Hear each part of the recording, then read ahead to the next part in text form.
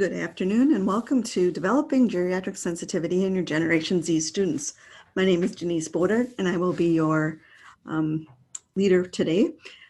But before we begin, I have a few housekeeping things I would like to go through first. We are recording today's webinar, and after completion, you will all receive a link so that you can access to and listen to the webinar anytime that's convenient for you. Also, we will be taking questions. We ask you to please save those at the end, and you can enter those into the chat feature on the screen, and then we will be watching for those and we will answer those at the end. So thank you very much, and let's go ahead and get started. So here's a brief outline of what we will be covering today. We will talk a little bit about just who Generation Z is and why there's a need for teaching geriatric sensitivity. We will give you some ideas for activities and things you can do in your classes to teach Generation Z all about geriatric sensitivity, and we'll even be sharing some wearable simulator ideas that we have, along with some tips for how to teach also a long and healthy life. So here's just a little bit about Reality Works if you're not familiar with us.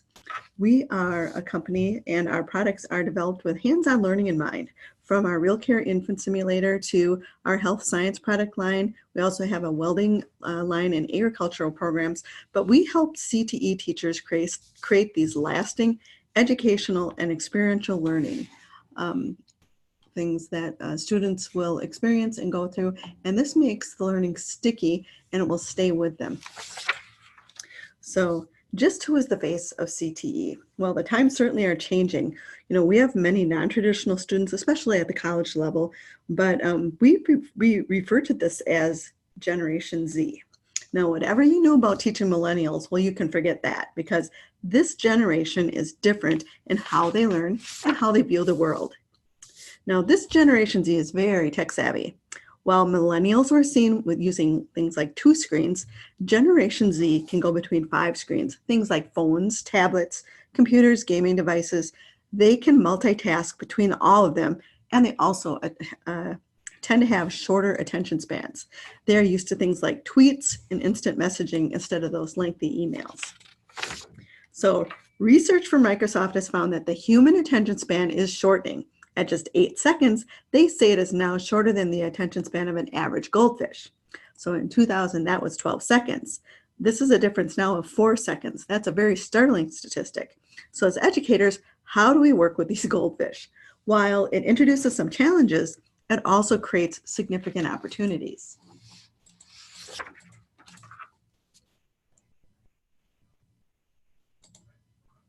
Students read less and prefer active hands-on learning.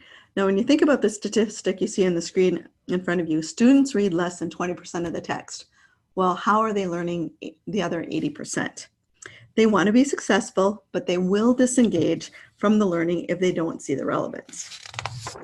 Now, another aspect we really need to concentrate on as educators is those soft skills. A widening gap is being noticed between the expectations of companies during the employment process and the performance of the job applicants in the area of soft skills specifically. Soft skills not only enhance employability for candidates, but they contribute to the company's overall success. Now, healthcare is a business where the customer satisfaction is important, and since 2012, Medicaid and Medicare services began withholding a hospital's Medicare reimbursement based on quality performance. 30% of that decision is derived from a measure of customer satisfaction. Now, over the last 20 years, we've spoken with numerous educators and professionals, and one of the concerns we've been hearing more and more frequently is the difficulty in teaching soft skills such as geriatric sensitivity, of which empathy is an integral part. After all, whether you're training future healthcare workers or helping young people understand just what it's like to be an aging adult, we know that these skills are critically important. Now, according to the Bureau of Labor Statistics, there is enormous growth and opportunity available in elder care jobs in healthcare. Now, if you look at this list of the top 10 skills you need for working in a nursing home, most of them involve direct patient care.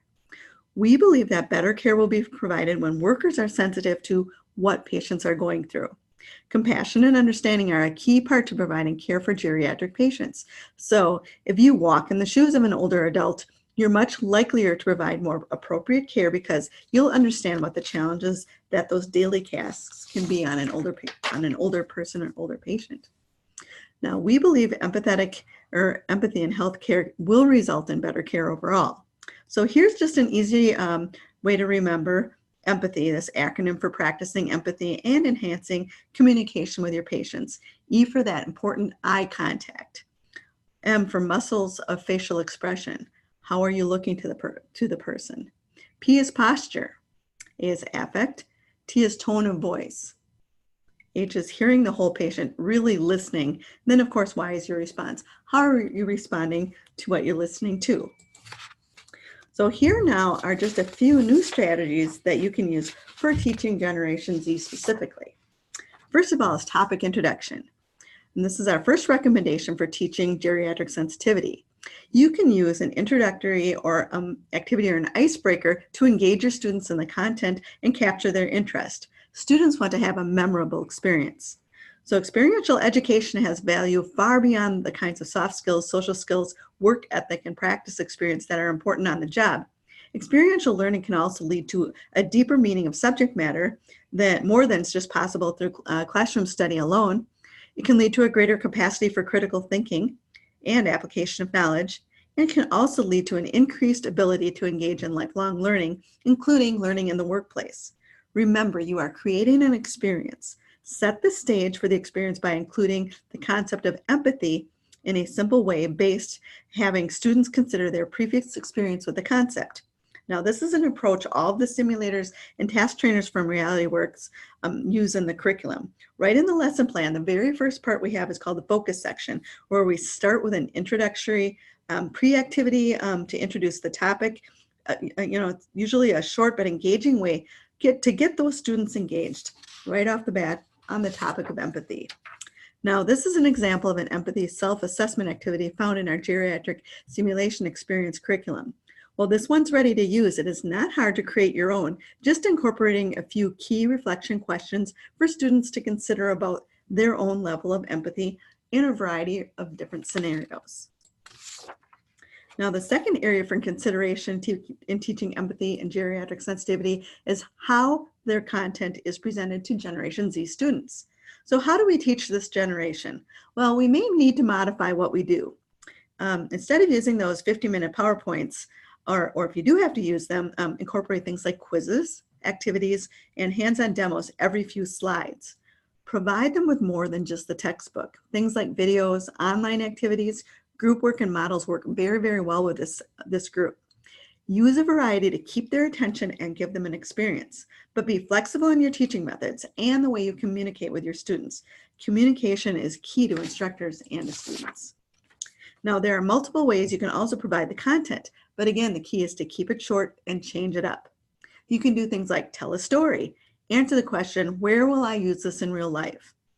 You can ask questions at crucial moments, things like, what would you do if? You can organize your presentation into very clear bullet points. Don't read from slides, but make your students practice listening to one another. Present some content, and then use the think, pair, share method, where they think about the content you presented, pair students up, and then they share views with each other. You could also use things like visuals to ground very abstract ideas. Meaningful discussions relating to geriatric sensitivity are an effective classroom tool. Now we'll discuss a few topics that are helpful for generating thoughtful reflection and dialogue in the classroom. So discussions in class are a time where we can work on the soft skills of things like empathy and communication. We need to encourage students to communicate with each other. It promotes things like teamwork and confidence, while also including older adults. So students might not like to do group work, but might be more receptive to something if it's shorter in time, so you can pair and share. We need to provide students with a scenario that causes them to think critically and also challenges them. Countries around the world treat their aging populations very differently. So one interesting activity to do is have students choose a country and research their traditions and beliefs that they have about the aging population. For example, East Asian countries like Japan and China have a very long history of respect for elders based on Confucian principles. So much of society glamorizing youth in the media, it's really important to learn what we can from the traditions of others and understand the value and experience our aging population has to offer us. Now, there are ways to involve the community that can enrich the conversation around the topic of geriatric sensitivity. You could bring in a panel of local professionals involved in geriatric care for a class discussion. You could find somebody like a nursing home director, a certified nursing assistant, a dietitian, activities director, and others that work daily with elderly.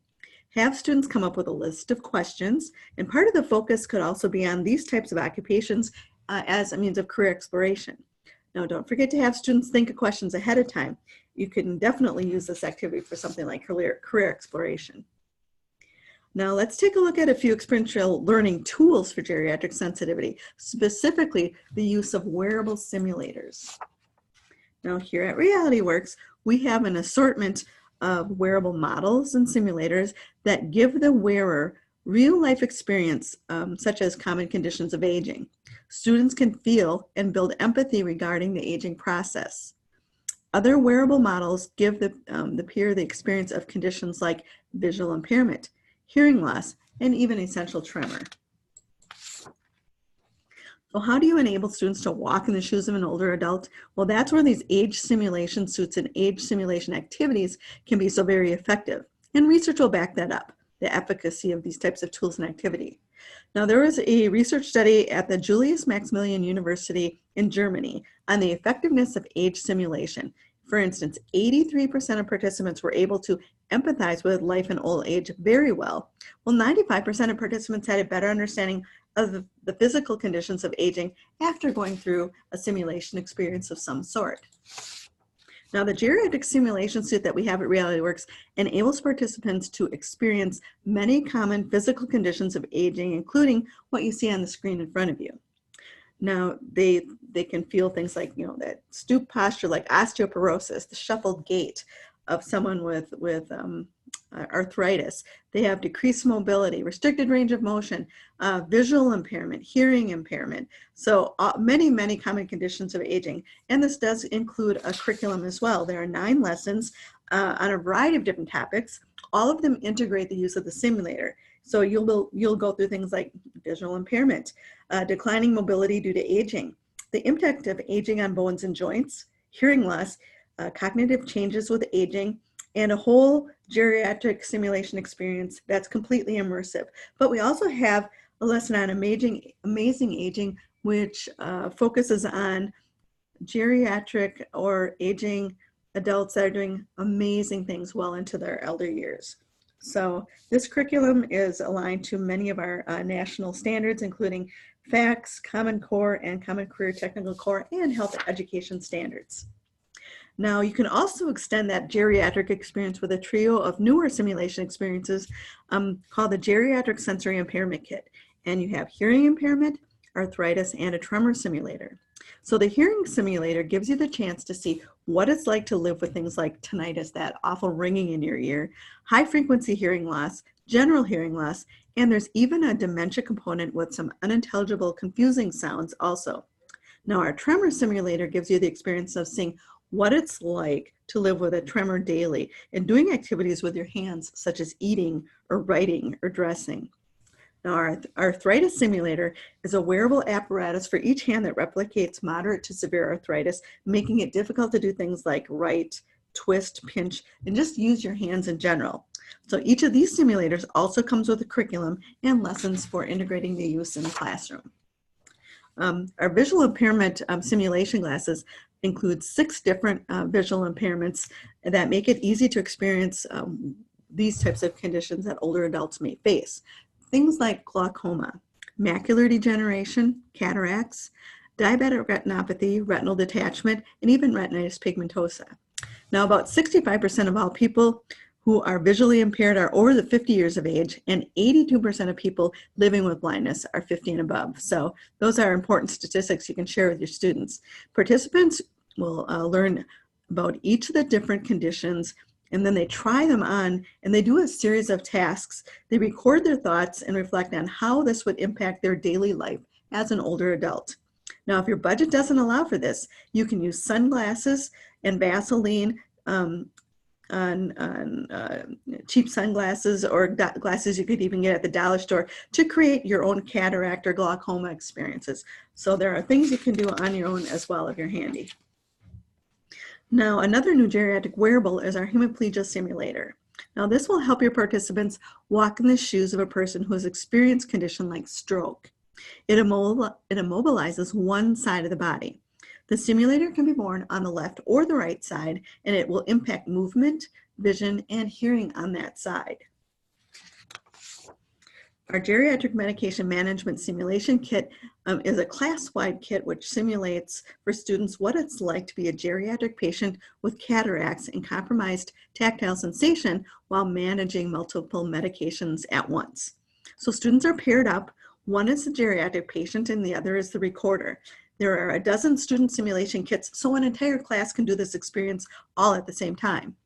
Students are tasked with reading the labels, identifying the dosage, any other instructions. They take out the pills, and then they try to open the pill bottle. And there are 6 different medications in the kit. So the recorder writes everything down that the patient is saying, and in the end, they compare with an answer key. And you can see how quickly things can easily go awry when challenged by vision and mobility issues. Now, the geriatric simulation experiences such as these can be used in many settings to foster geriatric sensitivity. They're good for things like in high school health occupations courses to provide that hands-on experiential learning to make the lesson memorable. Post-secondary courses in healthcare such as nursing are also find something like this extremely valuable. We find CNA training courses taught in a variety of settings such as high schools, community college, or even on-site in nursing homes find these type of simulation experiences invaluable. Now, in-service training in nursing homes and assisted living facilities can also use packages or products like this as a part of their onboarding process for new hires. We have even seen public health organizations and community education groups use these types of things as a way to engage with the community or general public to learn more about geriatric issues in general. Now, we've shared some of our ready-to-use wearables. However, if your budget does not allow for purchasing these types of things, we've got just a few quick, easy, low-fidelity ideas for helping your students develop compassion for the elderly that you could do yourself.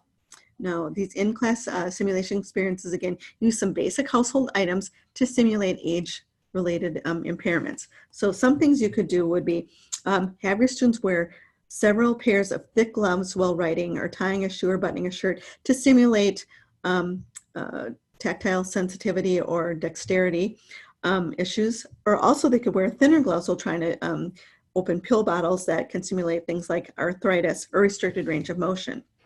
Now, you could have people wear glasses smeared with soap or Vaseline to simulate cataracts, like we shared earlier as a do-it-yourself. You can wear glasses made with the wrong prescription, or you can wear sunglasses indoors to simulate things like macular degeneration or glaucoma. Now, you could have them breathe only through a straw. You could have them wear ankle weights, ACE bandages, back braces. You could have them interact with canes and walkers to simulate mobility challenges or things like fatigue, loss of strength, and restricted range of motion.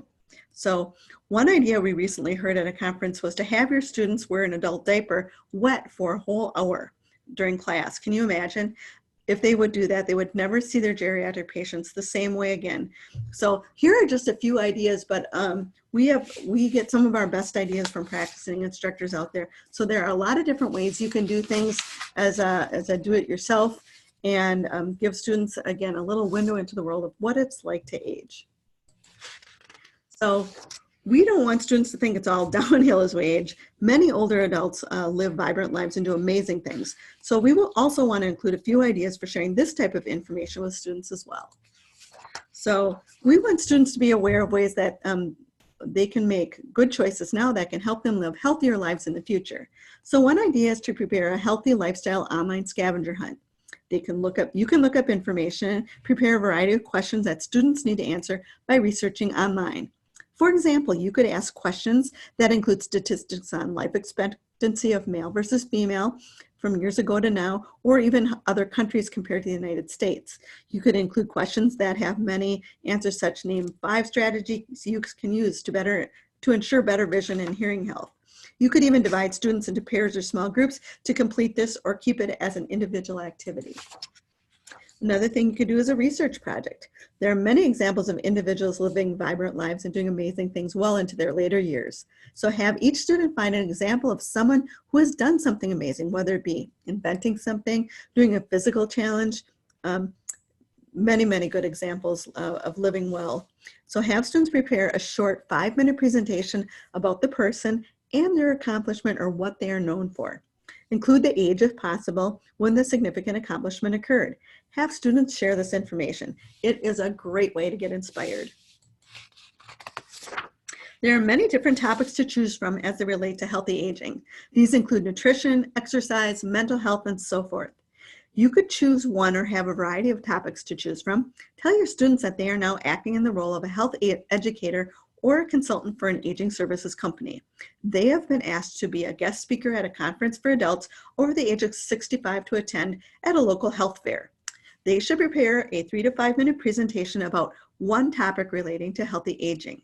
Encourage the use of multimedia, demonstrations, testimonials, etc.